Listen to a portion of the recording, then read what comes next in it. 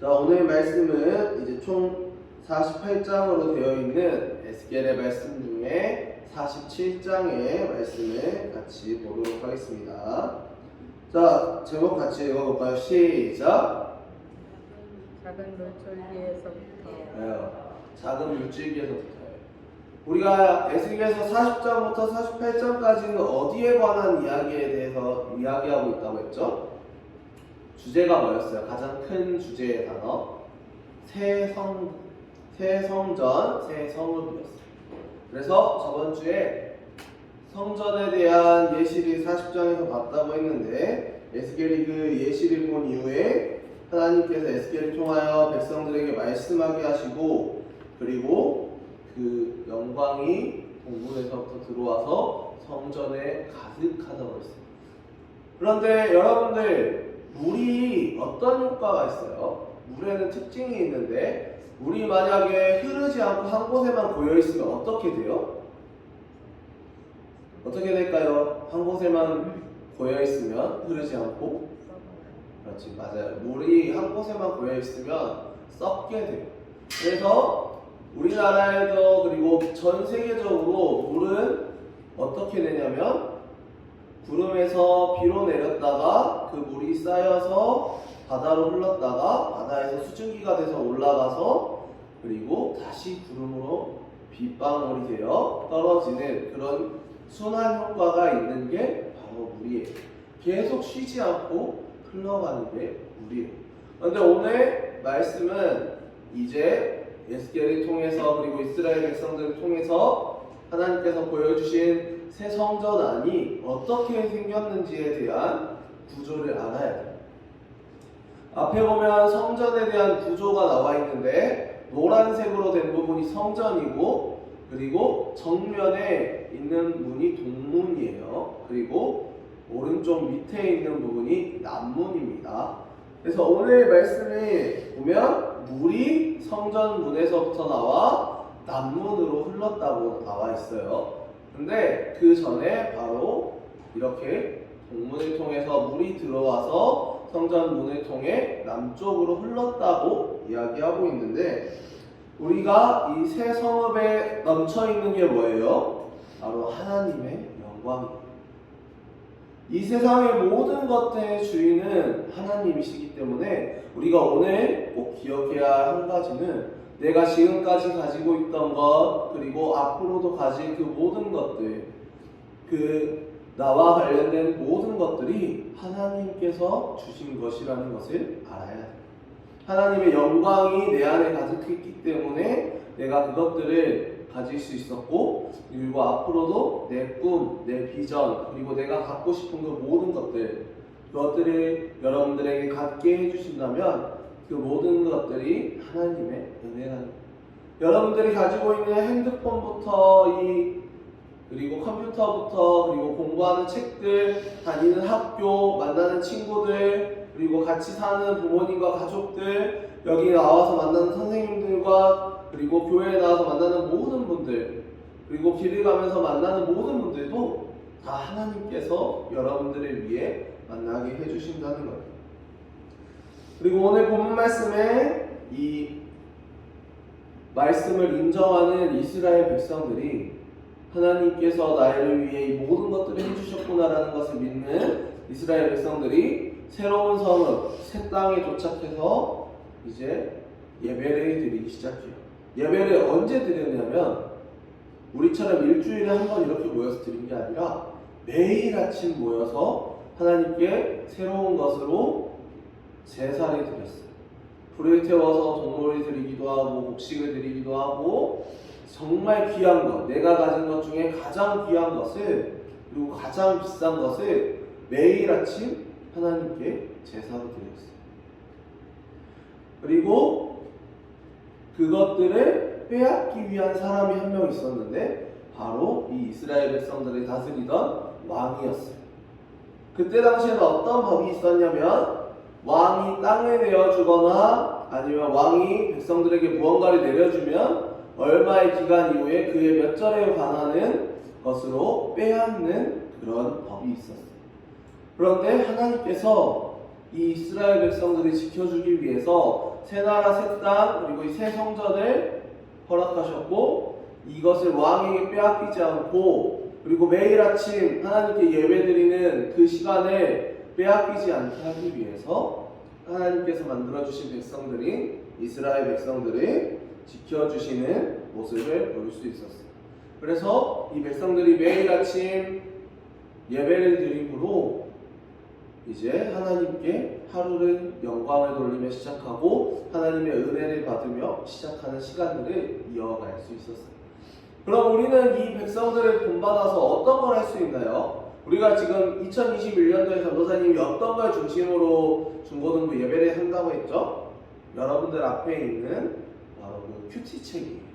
우리가 매일 이렇게 성전에 모여서 예배드릴 수는 없지만 매일 아침 여러분들이 아니면 매일 밤 여러분들이 시간을 정해서 그 큐티를 하는 그 5분, 10분 그 짧은 시간이라도 다른 거 핸드폰이나 게임이나 친구들 그리고 가족들에게 흔들리지 않고 그걸 보는 그 시간이 있다면 그 시간만으로도 여러분들의 삶 안에는 좋은 일들이 넘쳐나고 하나님의 일들이 넘쳐나고 하나님의 뜻이 넘쳐나는 삶이 될 것이다 라고 하나님께서 오늘 말씀하고 계시는 거예요.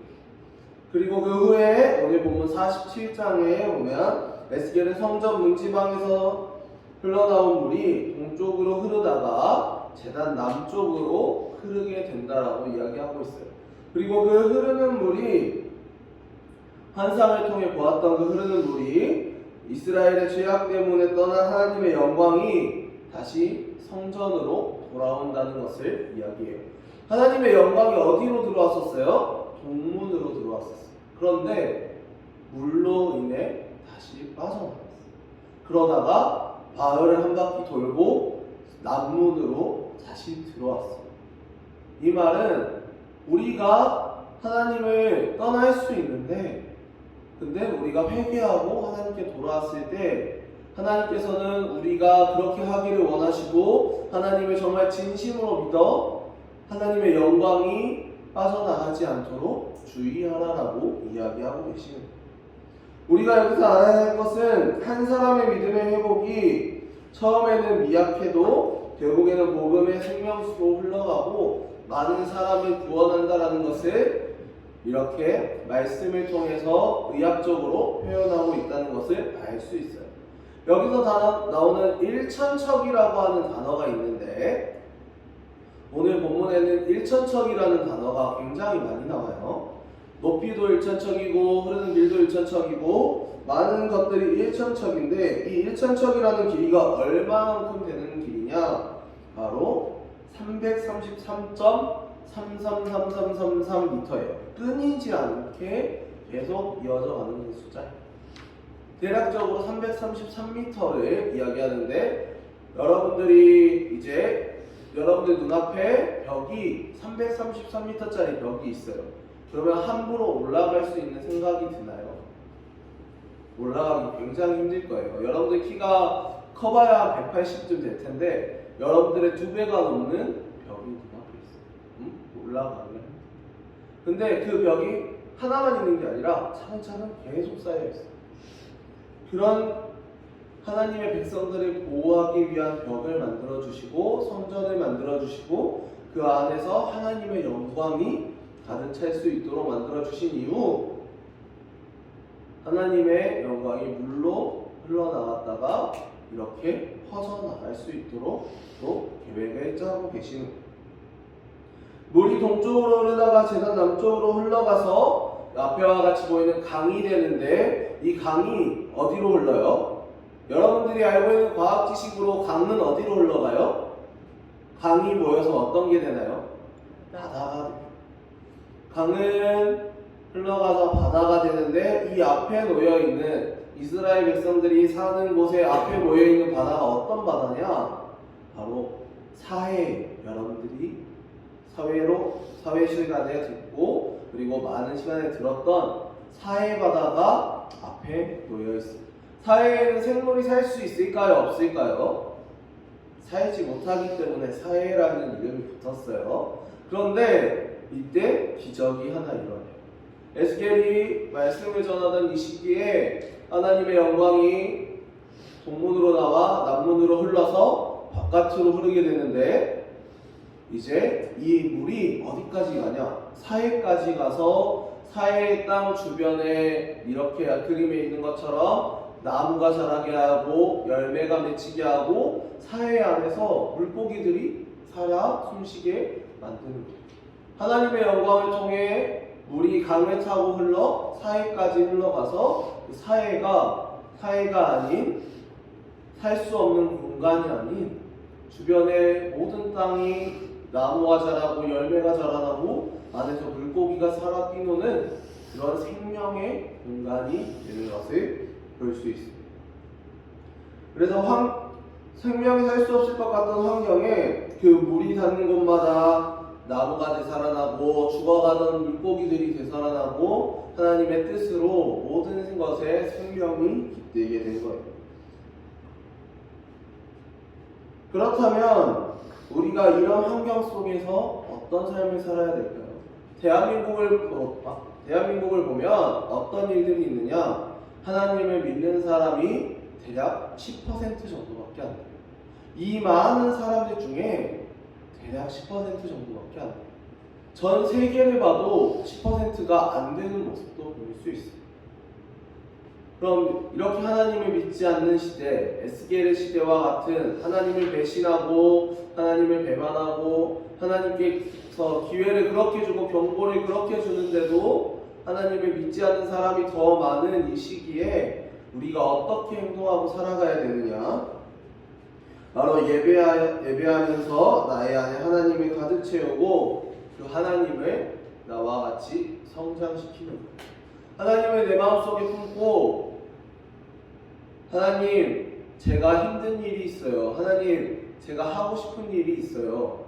하나님, 정말 제가 하고 싶은 꿈, 비전, 장래, 그리고 그 당장 눈앞에도 제가 하고 싶은 게 있는데 그걸 이뤄주세요. 그걸 할 수 있도록 방법을 알려주시고 그걸 할 수 있도록 도와주세요 하고 기도해야 됩니다.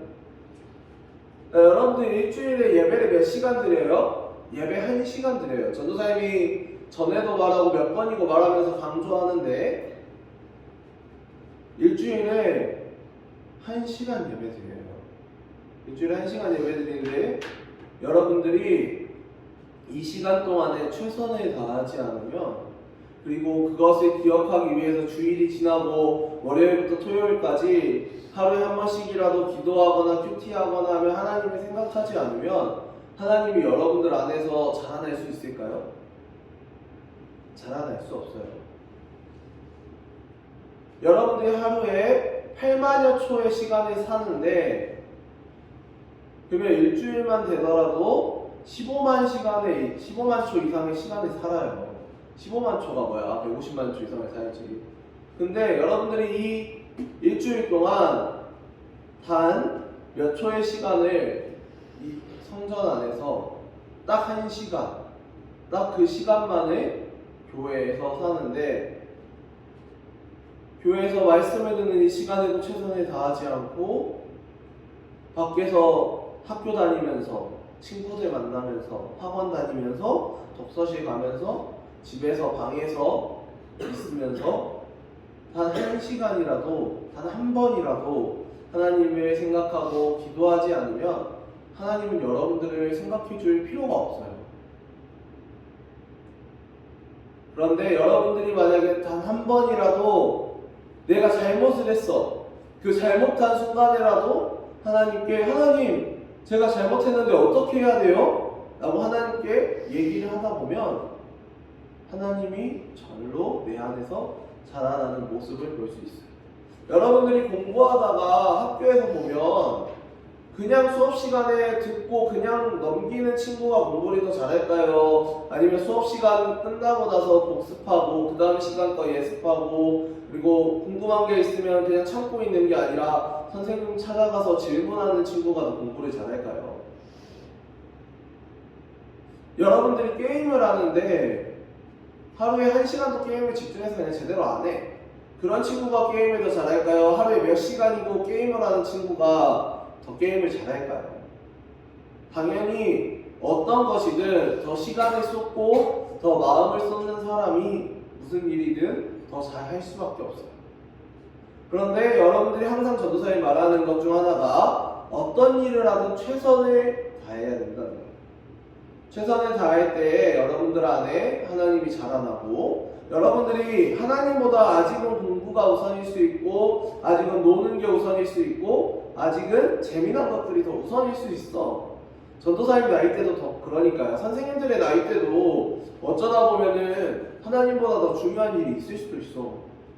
그런데 여러분들이 기억해야 할 것은 그 안에서도 하나님을 내 마음속에 품고 있어야 된다. 오늘 이 이스라엘 백성들이 새로운 성전에서 복을 받을 수 있었던 이유, 하나님께서 이스라엘 백성들에게 새로운 성전을 지어주시고 새로운 성읍을 지어주시고 하나님의 영광을 가득 차게 채울 수 있는 그 마음을 가질 수 있도록 허락하여 주셨기 때문이에요. 그래서 여러분들이 21세기 위드 코로나 시대를 살아가면서 코로나에 대한 걱정을 하는 게 아니라 하나님에 대한 마음을 품으면